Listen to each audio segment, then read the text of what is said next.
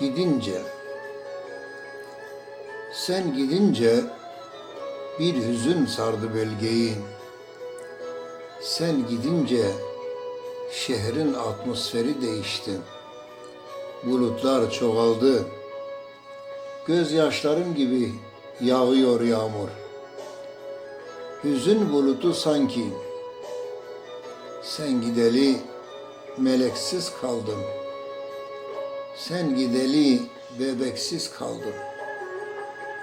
Bahçemde kelebekler uçuşmuyor. Her şey bana yabancı.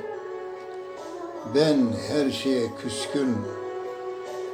Sen gidince yetim kaldım gülüm.